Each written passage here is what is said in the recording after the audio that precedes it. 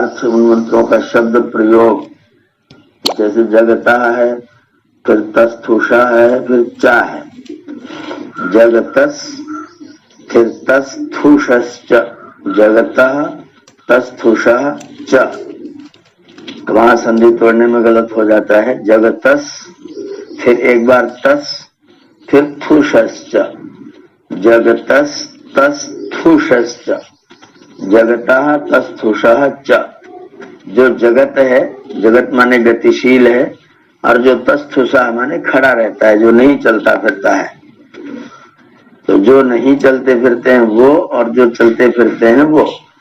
जगता तस्थुषश्च आत्मा सूर्य एव। ये जड़ जंगम सारा जितना भी जगत है, सारा संसार है, सारा ब्रह्मांड है, इसका एकमात्र आत्मा, इसको सबको चलाने वाला, संचालित करने वाला वह परमात्मा है।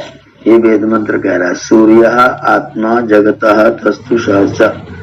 सूर्य माने सरति सारयति च सर्वम जगत।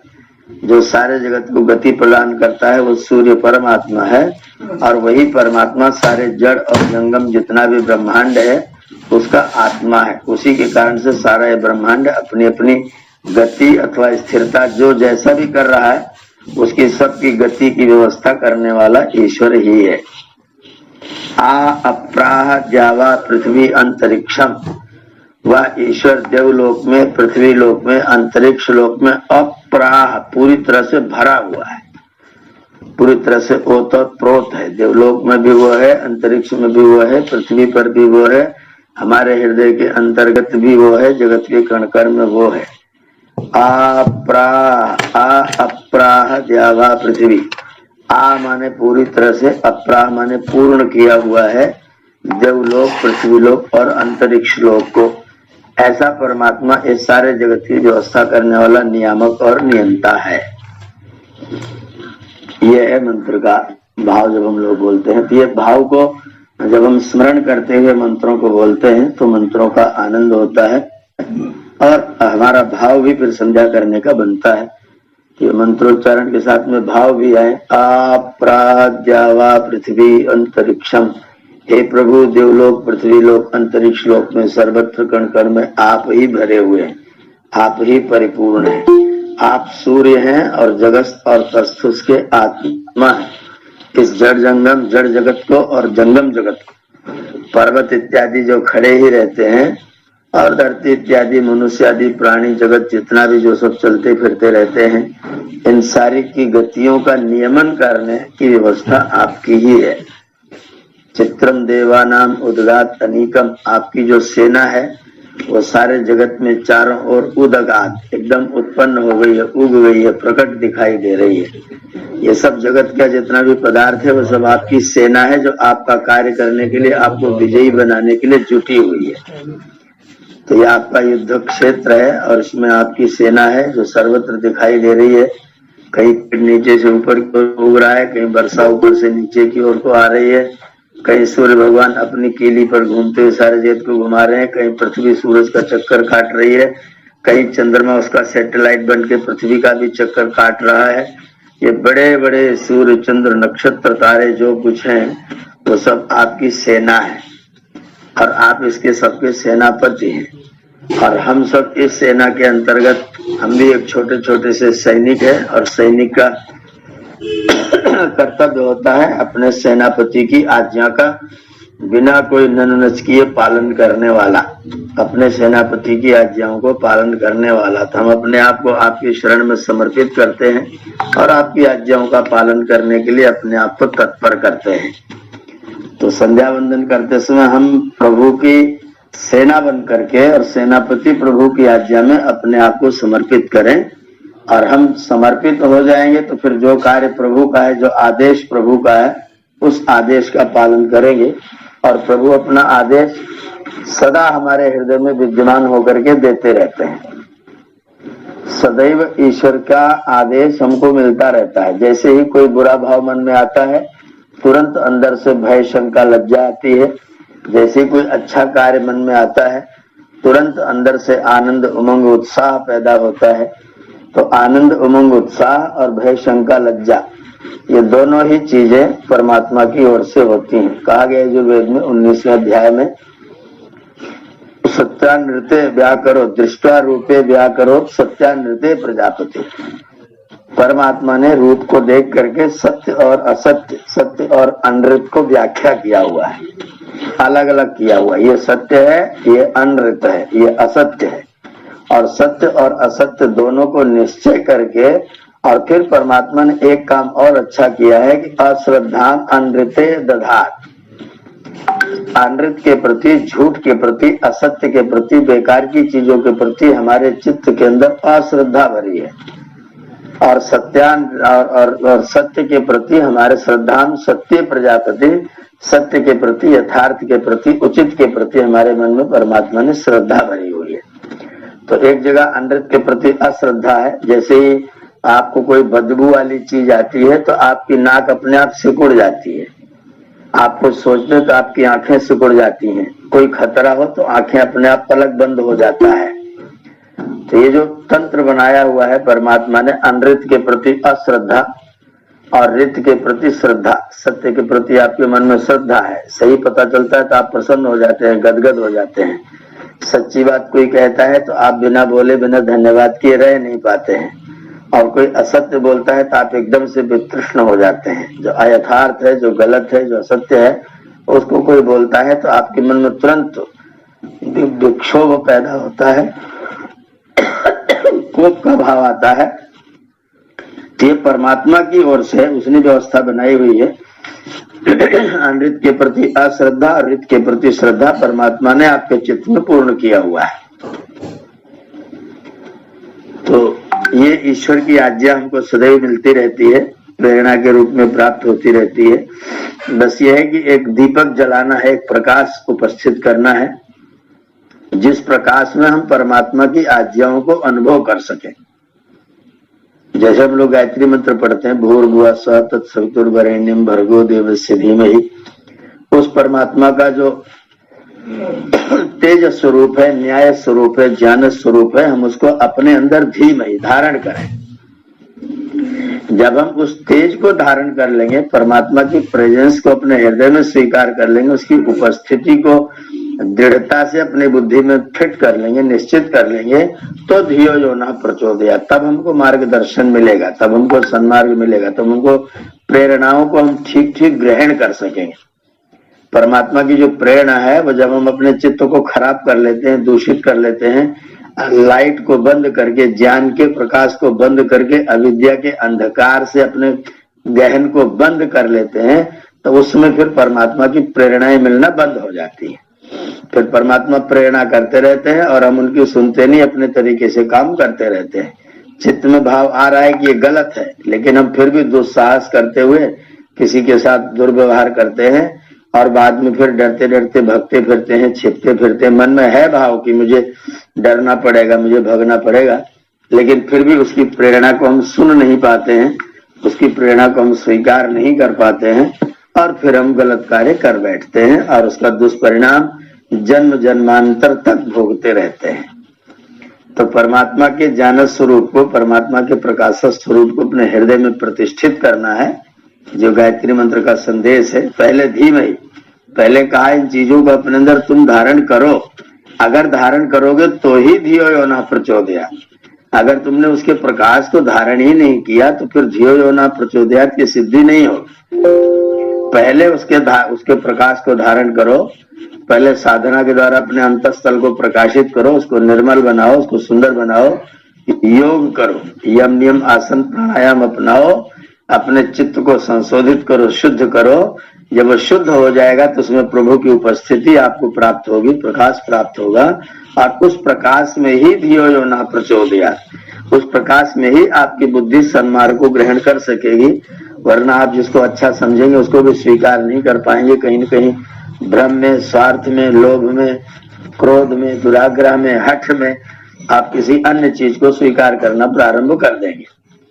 तो हम प्रकाश को अनुभव करें, प्रकाश को अपने अंदर धारण करें, और वह प्रकाश स्वरूप परमात्मा हमारी बुद्धियों में सत प्रेरणा भरे, हमारी सत्प्रेरणा है उसकी, वो निरंतर प्रेरणा देता ही रहता है। उसकी प्रेरणा की एक्सेप्टेंस, उसकी प्रेरणा की स्वीकृति हमारे अंदर आनी चाहिए और तदनुकूल हमारे अंदर आचरण आना चाहिए।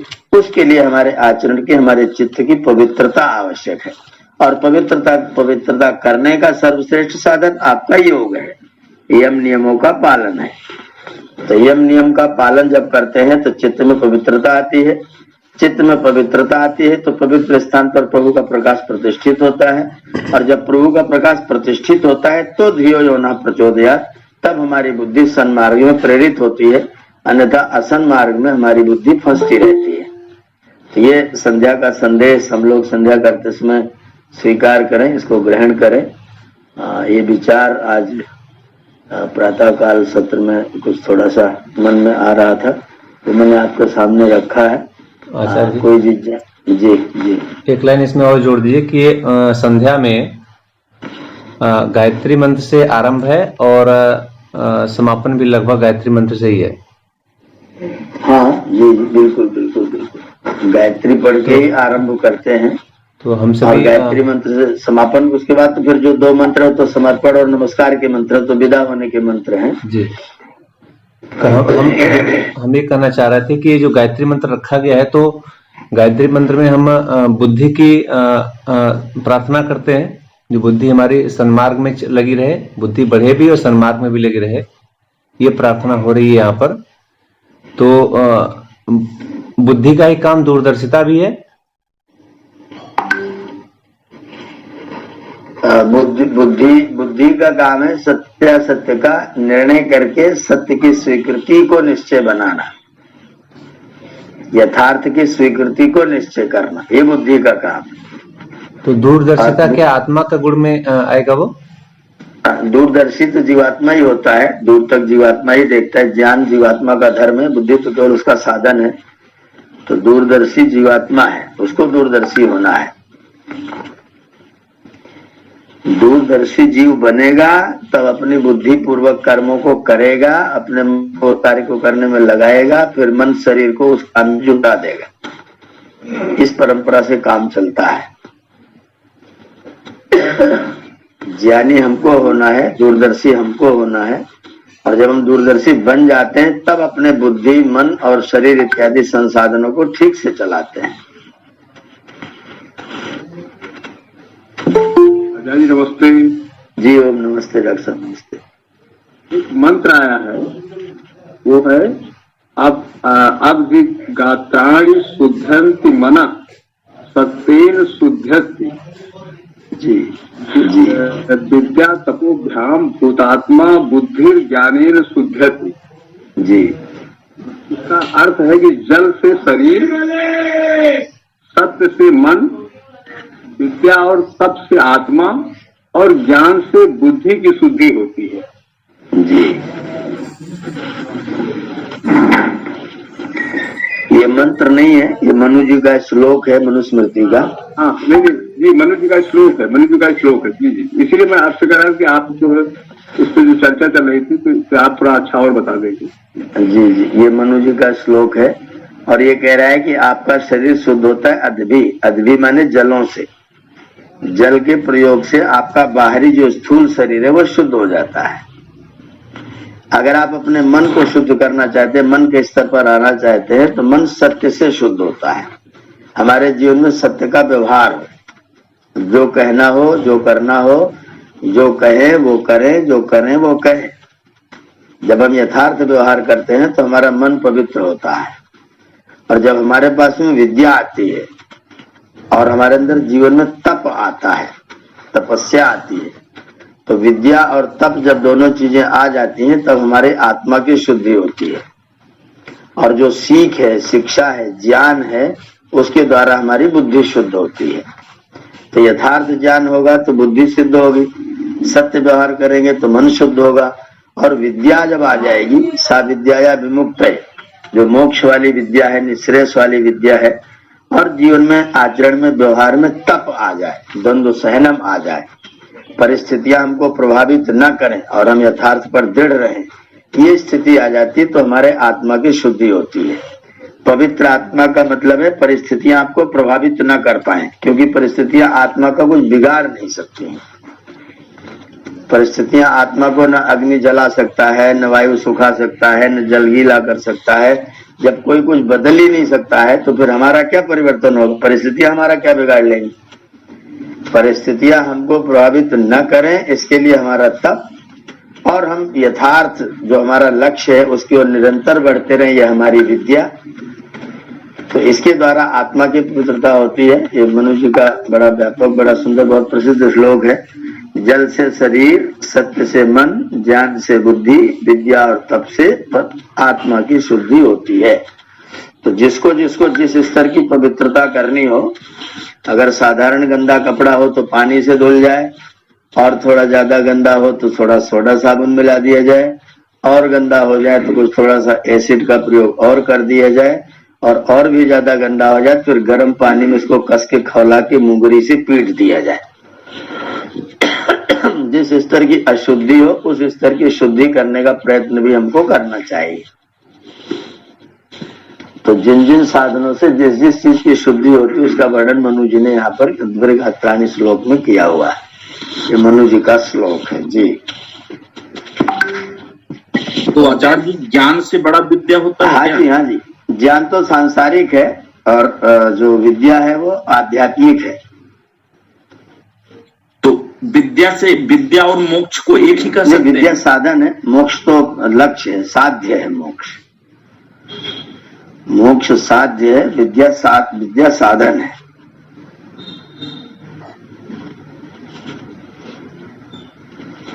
आचार्य जी, जी जी जी। श्लोक और मंत्र में क्या अंतर होता है? जो वेदोक्त ईश्वर की वाणी है वो मंत्र है, और जो ऋषियों मुनियों के द्वारा, विद्वानों के द्वारा, ज्ञानियों के द्वारा लिखा गया वो सब श्लोक है।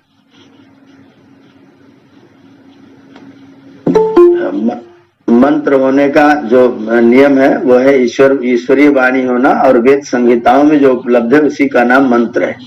बाकी सब जो लिखे गए हैं अन्य लोगों के द्वारा वो सब श्लोक कहलाते हैं।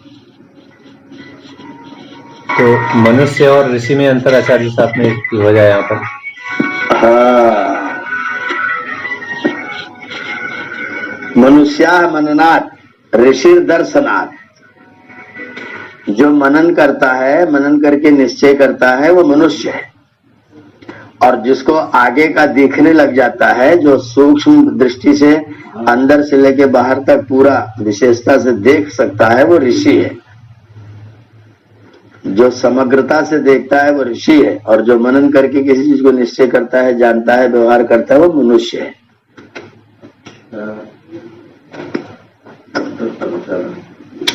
मनुष्य ज्यादा लोग होते हैं, ऋषि कम लोग होते हैं। जी जी। प्राप्त किया जा सकता है क्या? आवाज आपकी थोड़ी कम साफ आ रही, फिर से एक बार बोलिए। बिना साधन के साध्य को प्राप्त किया जा सकता है क्या? नहीं, कभी नहीं, कभी नहीं, कभी नहीं। साध्य के लिए साधन की हमेशा आवश्यकता है। बिना साधन के साध्य कभी नहीं मिलेगा।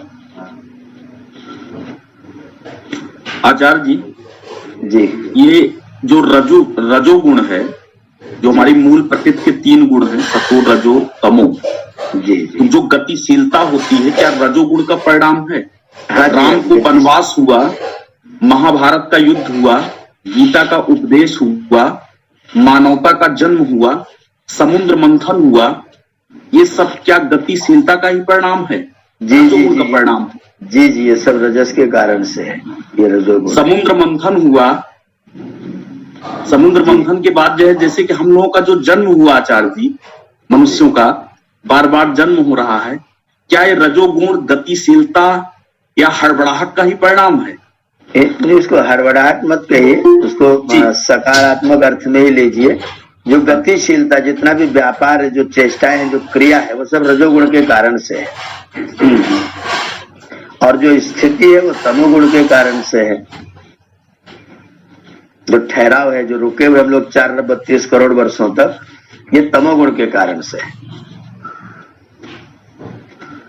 और इसमें जो जी सतोगुण, इसमें जो अच्छा है, जो शुभ शुभ है, वो सतोगुण के कारण से है। जैसे प्रकाश है तो अंधकार भी है, सुख है तो दुख भी है। तो गतिशीलता में तो सुख और दुख दोनों है। तमोगुण है तो दुख की मात्रा है, गतिशीलता में सुख दुख दोनों है। जब सत्य होगा तो सुख होगा, आनंद होगा, प्रसन्नता होगी, सेवा होगी, सहयोग होगा, स्वाध्याय होगा, सत्संग होगा। जितने शुभ है वो सत्य के कारण से है। गति दोनों तरफ है, नीचे भी है ऊपर भी है। ऊपर वाली गति सत्य के कारण से, नीचे वाली गति तमस के कारण से है। तो आचार्य जी, अच्छा और सबसे अच्छा में क्या अंतर है? जैसे बहुत से काम अच्छे काम है, चिड़ियों को दाना देना भी अच्छा काम है, पेड़ लगाना भी अच्छा काम है, ये सब छोटे छोटे अच्छे काम है। लेकिन सबसे अच्छा काम वो है जिसके बिना किसी का जीवन न चल पाए। जैसे आप भोजन मत दीजिए 2, 4, 6 दिन 10 दिन, हमारे पास वो स्वामी जी आए वो करे 40 दिन तक पानी पी के रहा जा सकता है। तो भोजन के बिना 40 दिन तक आप जी सकते हैं।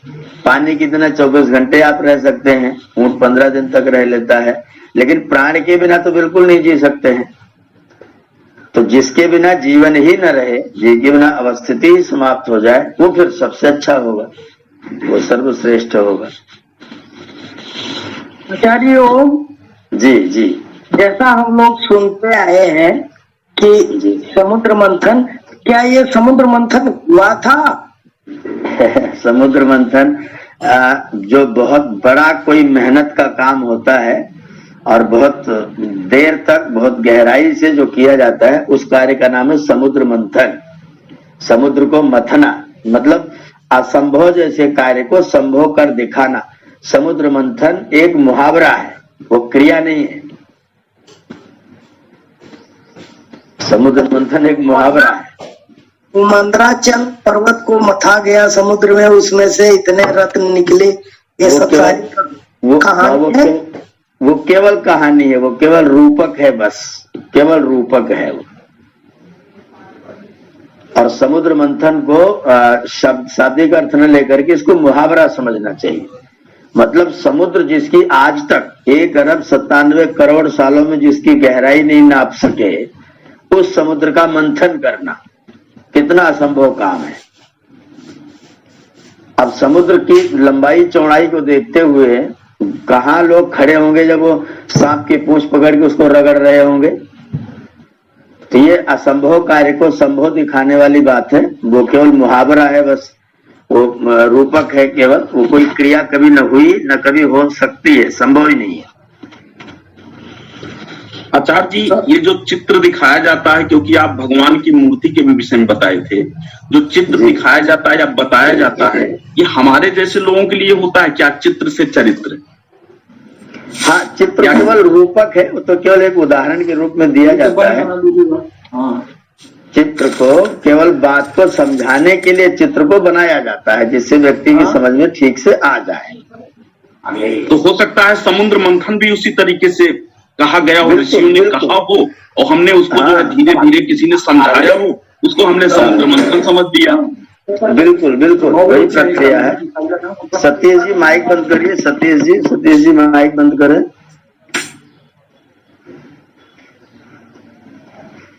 जो जैसे समुद्र की गहराई नापना मुश्किल का काम है, पहाड़ को उठाना मुश्किल का काम है, सांप को रस्सी बनाना मुश्किल का काम है।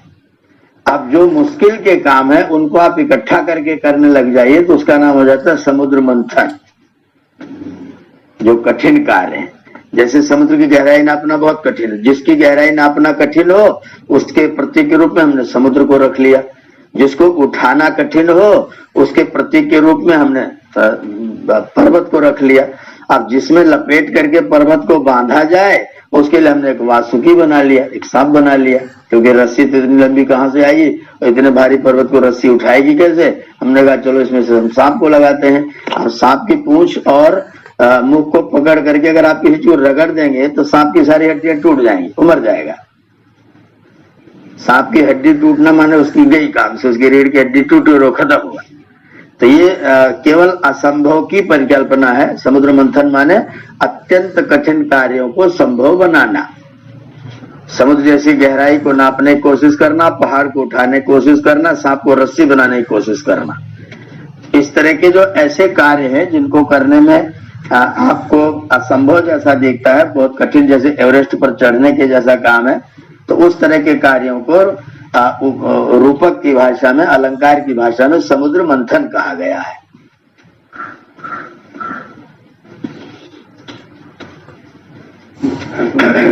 आचार्य जी, अभी बात आई थी कि आदरणीय गुरु भाई साहब ने कहा कि रजोगुण की हड़बड़ाहट में, तो मैं इससे कहना चाहता हूँ कि इस समय जो संतानें आ रही हैं वो रजोगुण की हड़बड़ाहट में आ रही, क्या ऐसा लगता है क्या? मैं तो समझता हूँ कि तमोगुण की स्थिति में आ रही है संतानें आजकल ज्यादा, क्योंकि रात के 9 बजे जब सूर्यास्त के बाद में 12 बजे तक भयंकर तमोगुण की स्थिति होती है, वो तमस की स्थिति है। और तमस की स्थिति में जिसका बीज वपन होगा तो उसके ऊपर तमस का प्रभाव ज्यादा रहेगा, तम का प्रभाव अधिक रहेगा। तो रजोगुण में भी, रजोगुण में तो ठीक है, रजोगुण के कारण से क्रियाएं होती, चेष्टाएं होती हैं, लेकिन जो परिस्थिति है वो तमोगुण वाली परिस्थिति है। क्या 12 बजे के बाद कौन सा होता है? 12 बजे के बाद में फिर धीरे धीरे करके सत्व का प्रभाव बढ़ना प्रारंभ हो जाता है सूर्योदय तक। आचार्य जी हो। जी जी जी, हमारे 3 प्रश्न है आचार्य जी। अभी एक प्रश्न आदरणीय डॉक्टर साहब और आदरणीय दुर्गेश भ्राता जी के द्वारा किया गया। ये जो तिथियां बताई गई हैं, निषेध तिथि, इसके पीछे क्या वैज्ञानिक कारण है? कुछ तो कारण होगा, जैसे कहा जाता है अष्टमी, एकादशी, चतुर्दशी, त्रयोदशी या अमावस्या पूर्णिमा। अमावस्या पूर्णिमा तो समझ में आता है क्योंकि उस समय पृथ्वी की कुछ परिवर्तन होते रहते हैं, लेकिन जो अष्टमी और ये एकादशी, ये थोड़ा सा मैं इस पे चाह रहा था कि इसके पीछे क्या कारण है जो निषेध बताया गया। जी हो। जी डॉक्टर साहब बताइए।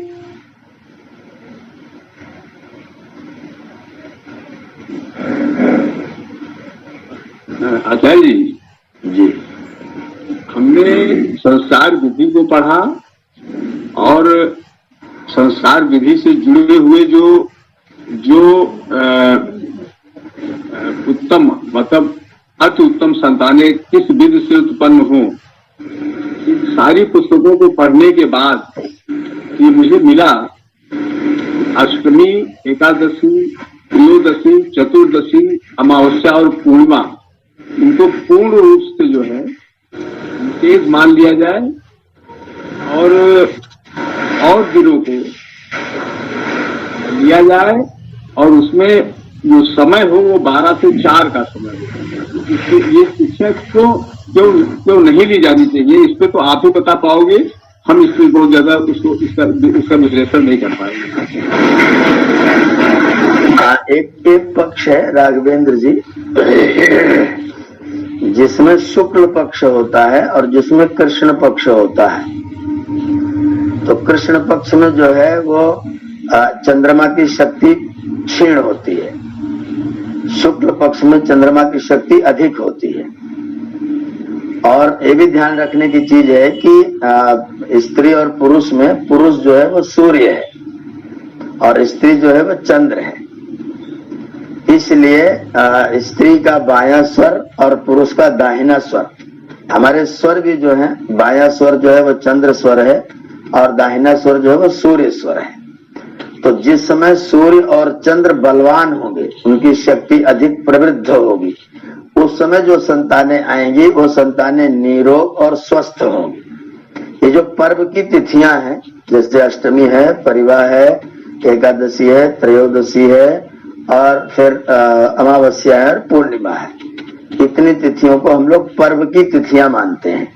और मानते क्या, वो ज्योतिष शास्त्र में शास्त्रानुसार है वो, ये तिथियां पर्व की तिथियां हैं। तो जब पर्व की तिथियां होती हैं तो सूर्य और चंद्र दोनों का बल अपेक्षाकृत भाव से कुछ कम प्रभावशाली होता है। तो इसलिए उन तिथियों में संतान को लाने के लिए ऋषियों ने निषेध किया हुआ है, पर्व की तिथियों को। ये उसका विज्ञान सम्मत कारण है। हमारे शरीर में जो चंद्र बल है और सूर्य बल है, सूर्य बल पुरुष का है, चंद्र बल स्त्री का है, इसलिए बाईं नासिका चंद्र है और दक्षिण नासिका सूर्य है।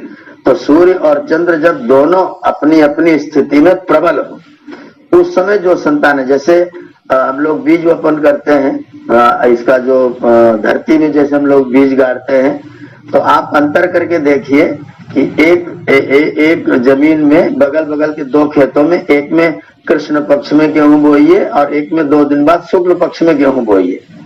तो ये अंतर करके देखा गया है कि दोनों गेहूं के होने में, दोनों के बीजों में, दोनों फसलों में अंतर आ जाएगा। तो जब चंद्रमा का प्रभाव अधिक होता है, सूर्य का प्रभाव अधिक होता है, उस समय जो बीज वपन होता है उसके अंदर इम्यूनिटी पावर, निरोगता शक्ति, सामर्थ्य ज्यादा होती है।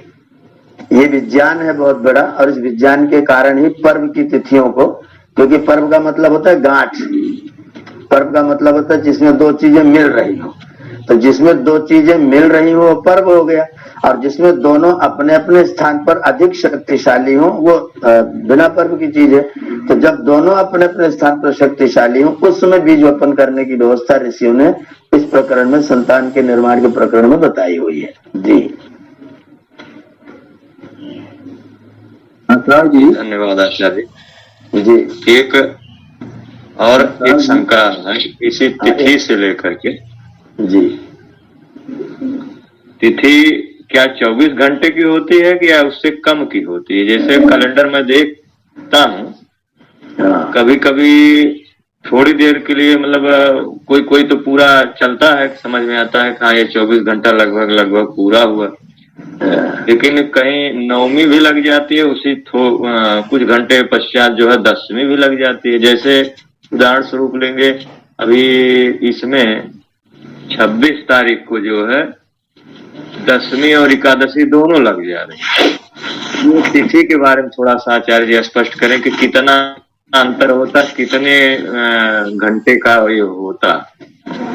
आप ये जानते हैं कि पृथ्वी जो है वो एकदम टोटल पूर्णतया गोल नहीं है, वो त्रिज्या पर है, टोटल गोल नहीं है, और उसकी गति बिल्कुल एकदम सीधी रखी नहीं, वो थोड़ी तिरछी है। तो पृथ्वी के जो गति है, जो चक्र है, वो जैसे चरखे की डोरी होती, एक तरफ पतली एक तरफ चौड़ी, उस तरह की पृथ्वी की गति है। और पृथ्वी का आकार पूर्णतया गोल नहीं है, और पृथ्वी से चंद्रमा को देखने के आधार पर तिथियों का निश्चय होता है, और पृथ्वी पूरी तरह से गोल नहीं है, इसलिए तिथियों में घटा बढ़ी भी होती है। तिथियां कभी कम हो जाती है, कभी ज्यादा, कभी पूरे 24 घंटे की होती है, कभी 6 घंटे होती है। एक आध तिथि का तो क्षय भी होता है, वो देखती है, मतलब वो आई और तुरंत बीत जाती है, क्योंकि पृथ्वी जो है वो तिरछी है, पृथ्वी टोटल गोल नहीं है।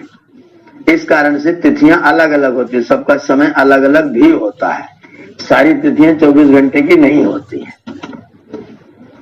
तो उसको देखना चाहिए, उसको विज्ञान के दृष्टिकोण से जान लेना चाहिए कब से कब तक कौन सी तिथि शुरू हो रही है। पर अपने यहाँ जो सामान्य व्यवहार में लिया जाता है, वो जो तिथि सूर्योदय के समय होती है उस तिथि को मान्य माना जाता है। सूर्योदय के समय जो तिथि का समय हो, जैसे प्रतिपदा में सूर्य का उदय हो रहा है और 10 बजे 11 बजे द्वितीया लग जा रही है, तो जिसमें सूर्य का उदय होगा उस तिथि को ही मान्य माना जाएगा, वो प्रतिपदा मानी जाएगी।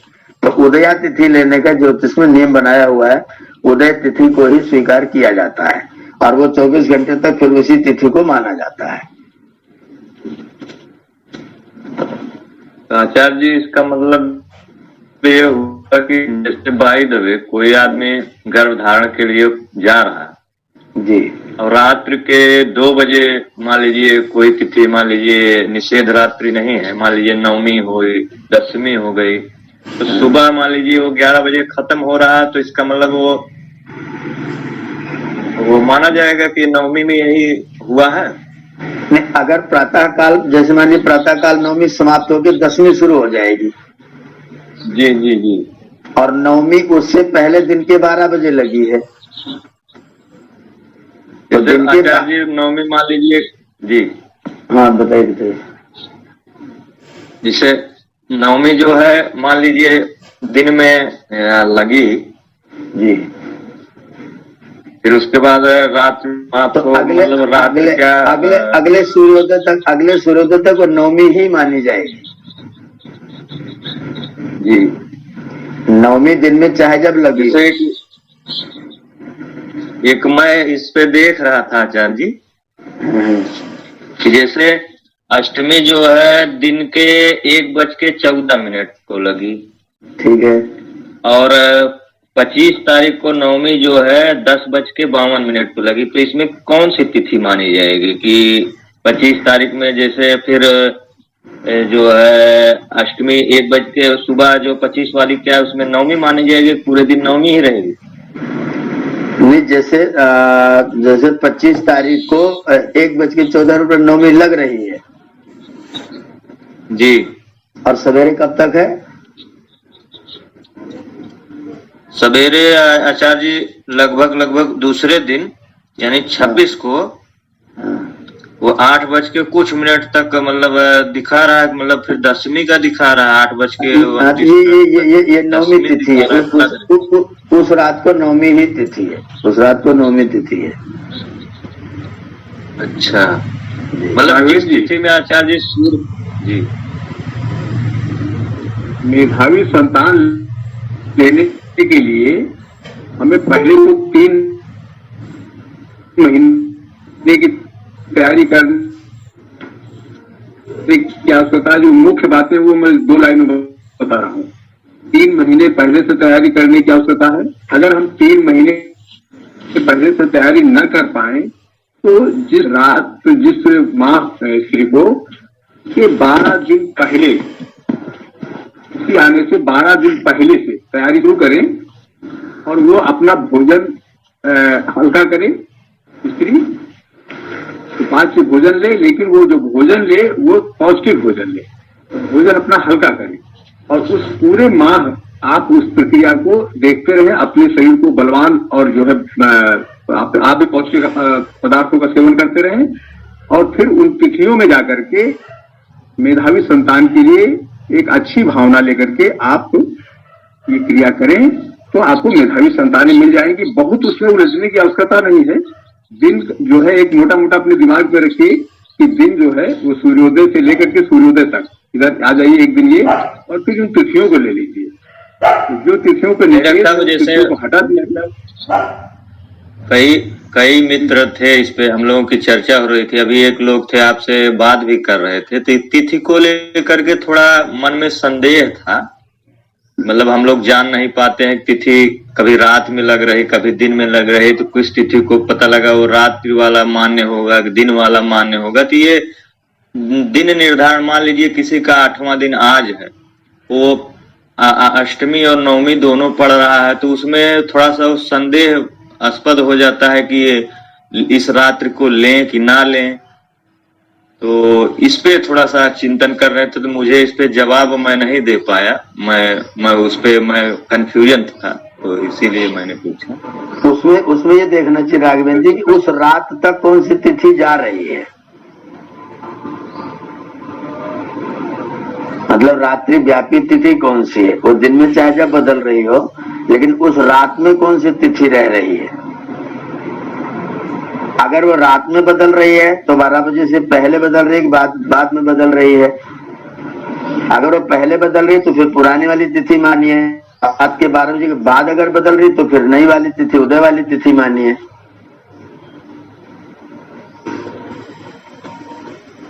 जी धन्यवाद आचार्य।